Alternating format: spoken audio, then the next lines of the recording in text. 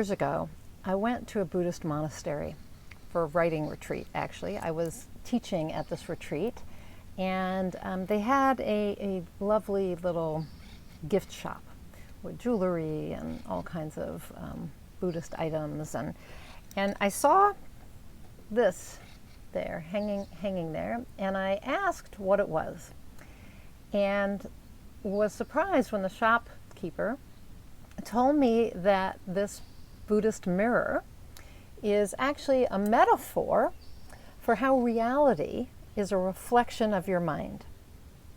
So to look in it, you were reminded that what you see is not reality. And actually, it's an interesting mirror. It's a little curved, and when you look into it, things are blurry.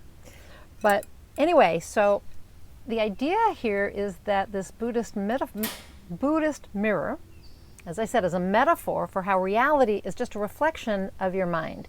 It's intended to liberate you from your mind by helping you realize that life is an illusion. It's not true reality.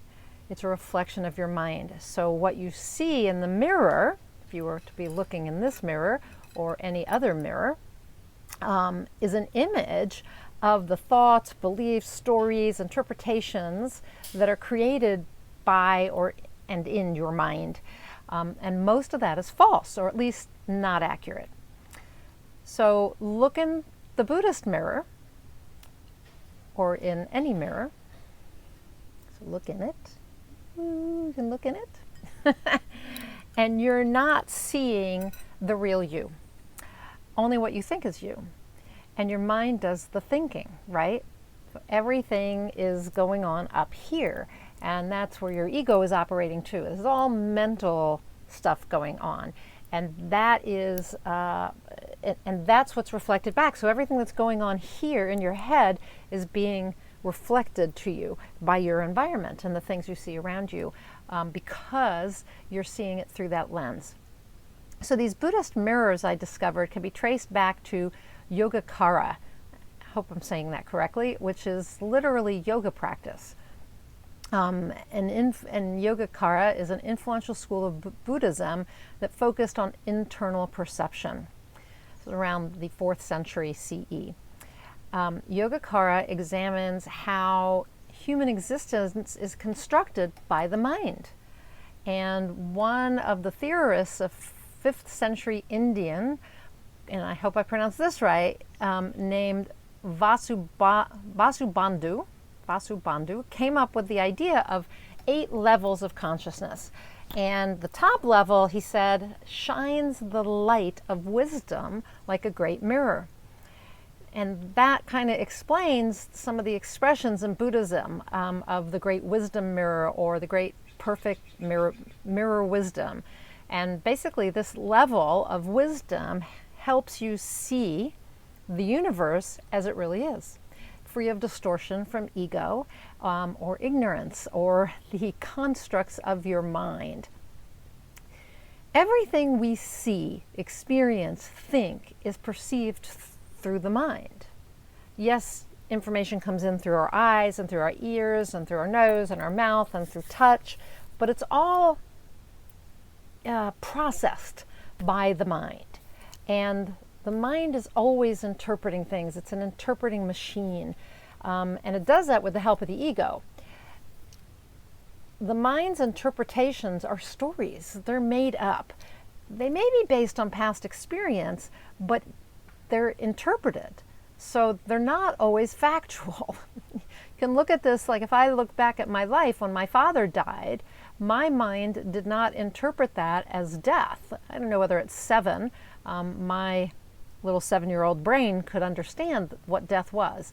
But what I took away, what my mind did, was it created a story that my father had left me. So I had gotten in trouble for something not long before his death.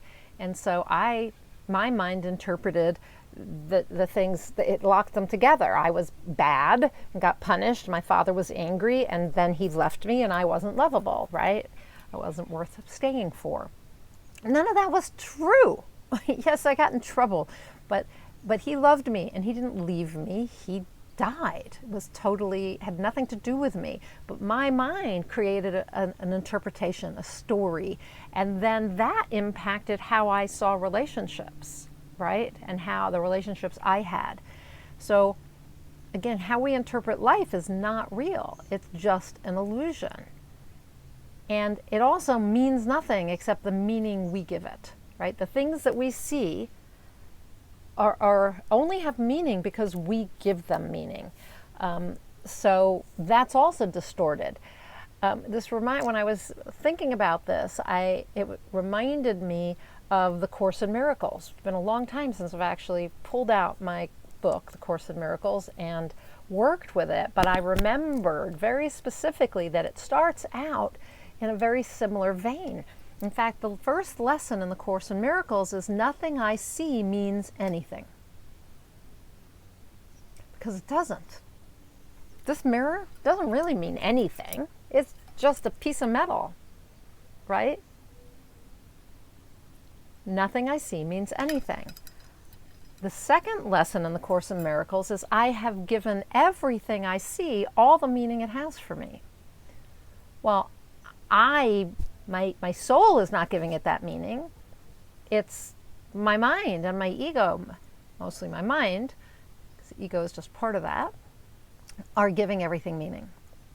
They gave my father's death a different meaning. It didn't go on fact. His death meant nothing. If I take it back to the facts, I'm actually working on a book about this. If I take it back to the actual facts, he had a heart attack, fell on the floor, and his heart stopped beating, right? Those are facts. So I'm giving meaning to everything all the time in my mind, okay? So, Course in Miracles, first lesson, nothing I see means anything. Second lesson, I've given everything I see all the meaning it has for me. So now let's jump ahead to lesson 7, which is I only see the past. So this is how the mind works. The mind is going on what's happened before and its old interpretations and stories, and it is assuming that everything that happens is the same.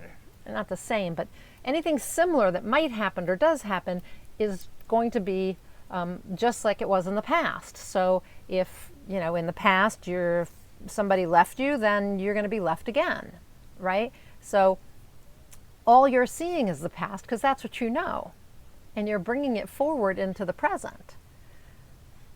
So most of our stories and interpretations and what we see is based on the past. There was a great story that a friend of mine told me about taking her young daughter to Savannah, Georgia for the first time. And she took her to the port there, and there was a large cruise ship there. And her daughter had never seen a cruise ship. And so her mother kept saying, "Do you see the ship?" And her daughter kept saying, "No." And she says, "It's right there in front of you." Her daughter said, "No, there's just a building, like a building in front of me." Because that's what it looked like to her, right? It was big. It was several stories high, and she had no context for cruise ship. It hadn't been in her past. It was something new. So you see, we're only seeing the past, what we know, what our brains have grasped and interpreted. That's what we see. We see the past. The 9th lesson in the Course in Miracles is I see nothing as it is now, which goes with number 7, right? We're only seeing things based on our experiences. That's all. We're interpreting it, we're seeing it that way, and that means that it's an illusion because the past doesn't exist anymore. So all there is the present. There is no future. I mean, it comes moment to moment. The future shows up, but right now we're in the present. The past no longer exists, right? So we are always seeing things from the past. We're never seeing it in the now. Now, when we realize that what we see is always being interpreted by our mind, slanted by our ego, we're able to disengage ourselves from the usual false meaning we give to things. We can start seeing with new eyes. We stop seeing what's in the mirror, which is a reflection of our mind and what our mind has interpreted, and see the truth, the reality. So that probably sounds like a very lofty goal, to see the reality of what's before you, given what I've just said. So can we, as spiritual beings having a human experience, can we see that way? And the answer is yes. Now, it takes constantly reminding ourselves that we see life as a reflection of the mind, through our mind's eye in a cloudy mirror. Remember, a little bit curved, kind of cloudy, can't really see anything in there very well. That's how we're seeing life, right? But if we remind ourselves of that all the time, our vision begins to clear just a little. Strip away that lens through which we see the world, and things get clearer. So you have to ask daily, moment by moment, what is real? What is true? If I don't listen to my mind, if I clean the lens, if I let my ego out of the way, what then do I see? Now, if you still don't believe that it's possible for us to get to that point where we don't see an illusion, if we don't see just what's in our mind, think about the great teachers of the world who have accomplished this.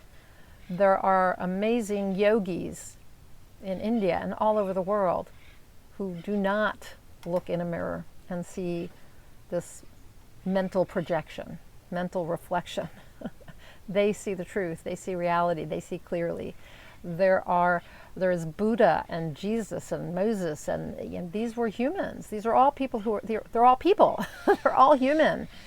And we are human too. You are human. A spiritual being, you having a human experience. So that means that you and I, we can do this as well. I'm sorry, the woodpeckers have gone kind of crazy.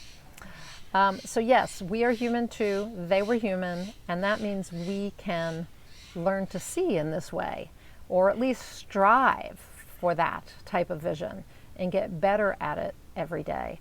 And that's really the goal, is to see the world anew, to see it through eyes that are seeing through in the present and that aren't interpreting, to see it like that ship, right? Where we have no context. And so what does it mean for us? And we get to choose that. But remember that you're giving meaning to everything. But don't choose to have meaning from the past, right? That the past is gone. Choose to give something new meaning that's useful to you and serves you. But more than that, try to strip that away and just see the world without the mental constructs, without the interpretations, without the illusion. And again, I know that sounds lofty, but just begin to ask yourself, what is real? What is true? If I don't listen to my mind, if I don't see this through the lens of my mind, if I let all of that go, what do I see? What do I perceive? I bet you'll see a lot more perfection, a lot more beauty. It'll be a totally different experience. And from that place, it's possible to create the stories that serve you, to create a new experience. More than that, because we really don't want to put the stories and interpretations on it. So to have a totally new experience, a spiritual experience, if you will.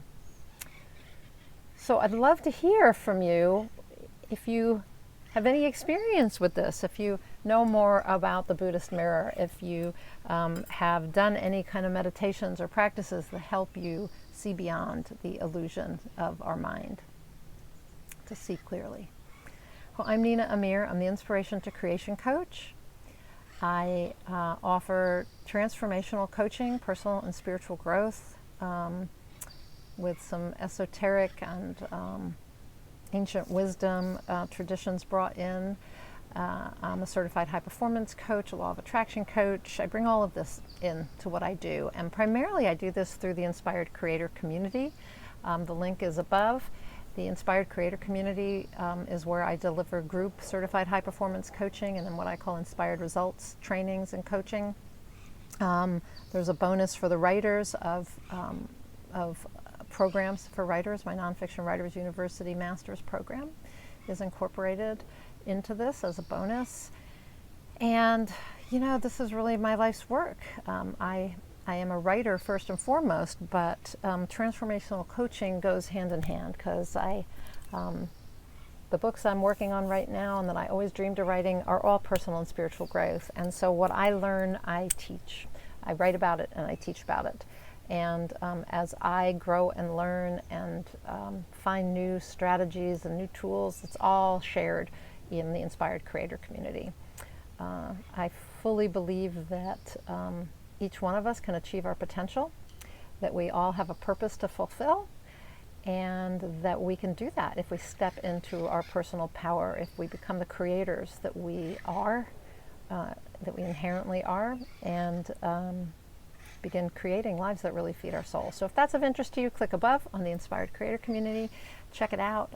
Love to work with you and to help you become an inspired creator.